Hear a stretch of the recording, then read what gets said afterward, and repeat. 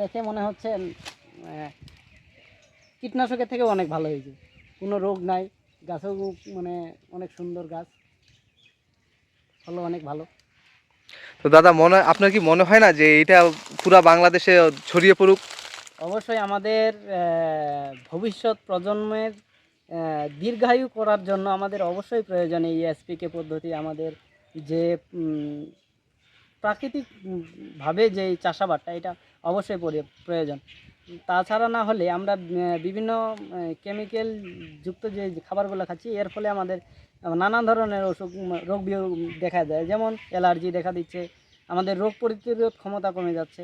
তো আমাদের অবশ্যই দরকার যে আমরা যেন বাংলাদেশ কীটনাশক মুক্ত করে এসপিকে পদ্ধতিতে চাষাবাদ করতে।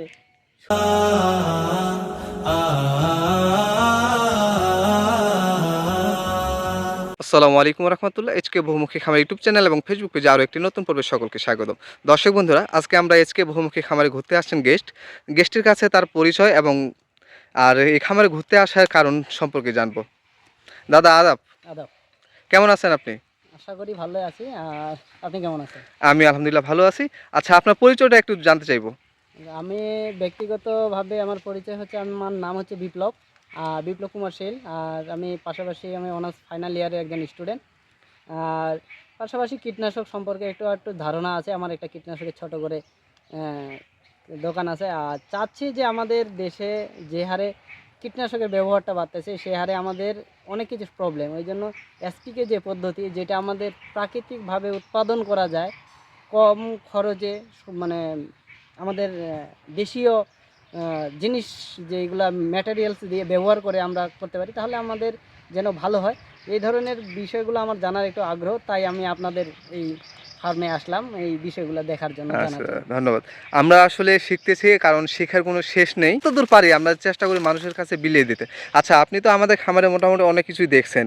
এর মধ্যে আমাদের খামারের মানে মূল একটা ফসল হইল মালটা। মালটা আমরা সম্পূর্ণ রাসায়নিক মুক্ত করছি। এবার ইনশাল্লাহ আমরা ধারণা করছি যে প্রায় 100 মনের মতো মালটা আমরা হারভেস্ট করে বাজারে নিতে পারবো। তারপরে আছে এই যে পেঁপে। পেঁপের মাশাআল্লাহ আচ্ছা অনেক দাদা, সুন্দর। আপনার কাছে কি মনে হচ্ছে পেঁপে যে রাসায়নিকে মুক্ত, আপনার কেমন মনে হচ্ছে ফলনটা?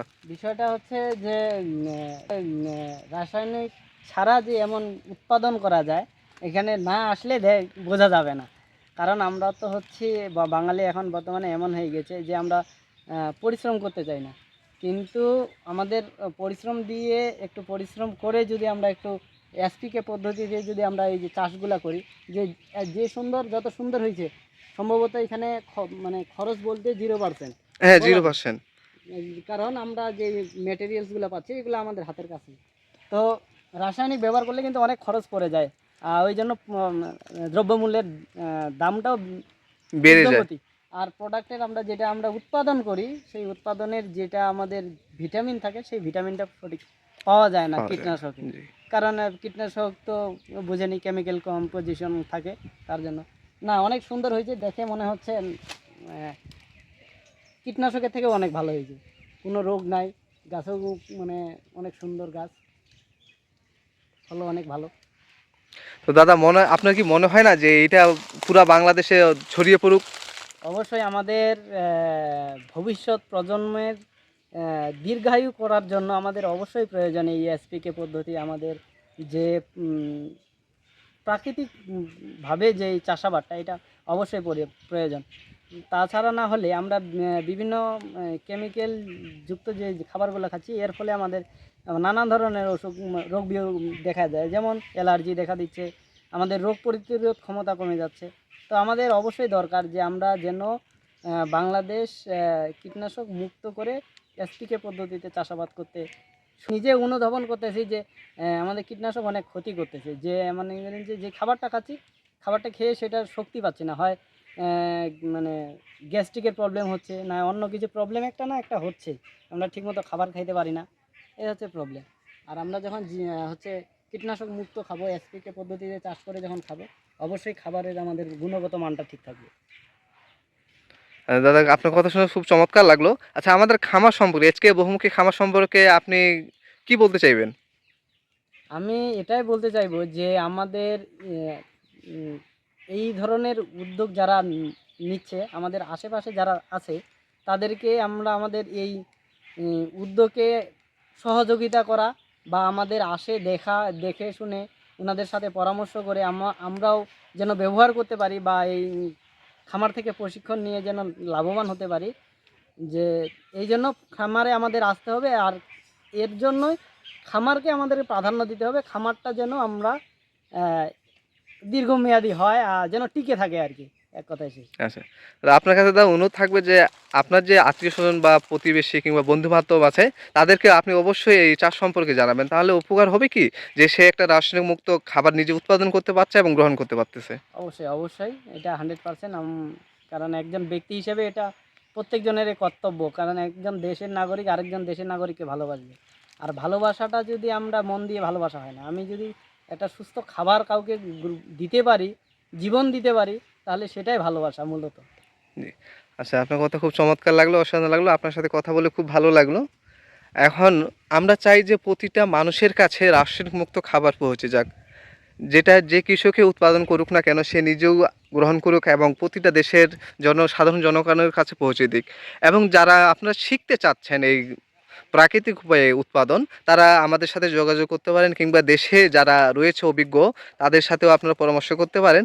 যেমন আমরা এই দাদার কাছ থেকে শুনলাম, তিনি অর্থাৎ রাসায়নিক ব্যবসায়ী, কিন্তু সেটা হওয়া সত্ত্বেও তিনি এসেছেন প্রাকৃতিক উপায়ে খাদ্য উৎপাদনের খোঁজে এবং তিনি চাচ্ছেন যে যেন একটু হইলেও যেন রাসায়নিকের ব্যবহারটা কমে যায়, তাই তো নাকি দাদা? অবশ্যই অবশ্যই, কারণ এতে আমাদের বৈদেশিক মুদ্রার যেমন প্রবলেম হচ্ছে, আমাদের যে প্রোডাক্টগুলো আসতেছে সব কিন্তু ইম্পোর্ট করতে হয়। হ্যাঁ, হ্যাঁ। এতে আমাদের দেশের অনেক অর্থ বাইরের দেশে চলে যায়। আমরা যদি এই পদ্ধতি অবলম্বন করি তাহলে আমরাই স্বাবলম্বী হব, অন্য দেশকে স্বাবলম্বী না করে।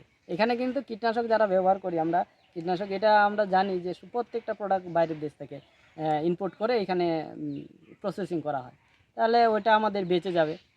তো তার জন্য অবশ্যই প্রয়োজন আমাদের হচ্ছে এসপিকে পদ্ধতি সকলেরই শেখা, আর এবং সকলেরই এই এসপিকে পদ্ধতিতে উৎপাদন করা প্রোডাক্ট গ্রহণ করা। ধন্যবাদ দাদা। আহ, আপনারা যারা আমাদের তৈরি ঘন অণুজীব সার এবং তরল অণুজীব সার কিংবা হিউমাস অর্থাৎ এবং কীট বিতারক যারা নিতে চান 10 পাতার রস, তারা আমাদের স্ক্রিনে দেওয়া নাম্বারে যোগাযোগ করতে পারেন। এবং যারা অগ্রিম মাল তারা অর্ডার করে রাখতে চান তারা অবশ্যই আমাদের স্ক্রিনে দেওয়া হোয়াটসঅ্যাপ নাম্বারে নক করতে পারেন। সকলকে ধন্যবাদ। আসুন সকলে নিরাপদভাবে খাদ্য উৎপাদন করি এবং নিরাপদ খাদ্য গ্রহণ করি। দাদা, শেষ মুহূর্তে আপনি কি বলতে চাইবেন? তো আমি এটাই বলতে চাইবো যে যেহেতু আমাদের এসপিকে পদ্ধতিতে আমরা দেখে শুনে এখানে পাচ্ছি, আপনারা অবশ্যই কিনতে পারেন এখান থেকে। আমাদের যেমন মালটা হচ্ছে, পেঁপে হচ্ছে, অণুজীবের আমাদের যারা আপনারা চাষ করতে যাচ্ছেন তাদের জন্য আছে, যারা চাষ করতে পারবেন না তাদের জন্য এখানে প্রোডাক্ট উৎপাদনও হচ্ছে। আপনারা এখান থেকে উৎপাদিত ফসলও নিতে পারতেছেন, আবার কেউ যদি শিখতে চান বা কীভাবে তৈরি হচ্ছে সেটাও শিখতে পারবেন। ইতিমধ্যে আমরা দাদা, আপনি হয়তো জানেন না, ইতিমধ্যে আমরা মিরপুর 1-এ আউটলেট মানে করেছি 5 জন শেয়ারের মাধ্যমে। সেখানে সম্পূর্ণ রাসায়নিক মুক্ত ফল ফলাদি এবং উপকরণ, চাষের জন্য যে উপকরণগুলি রয়েছে সম্পূর্ণ এখানে পাওয়া যায়। আচ্ছা, ধন্যবাদ। সেখানে যোগাযোগ করেও নিতে পারে যারা শহরে থাকে, হয়তো বা অনেকজন ওই ছাদ বাগানে রয়েছে, তারা যদি সেখানে যোগাযোগ করতে পারে তাহলে সেখান থেকে নিতে পারবেন, কিংবা আমাদের সাথে যদি যোগাযোগ করে আমরাও তাকে দিতে পারবো। এবং এছাড়া আমরা দেশের সব প্রান্তে কুরিয়ারের মাধ্যমে আমাদের প্রোডাক্ট আমরা সরবরাহ করে থাকি। আর সর্বশেষে সকলে দীর্ঘায়ু কামনা করছি, শেষ করছি। সকলকে ধন্যবাদ। দাদা, আপনাকে অসংখ্য ধন্যবাদ। ঠিক আছে।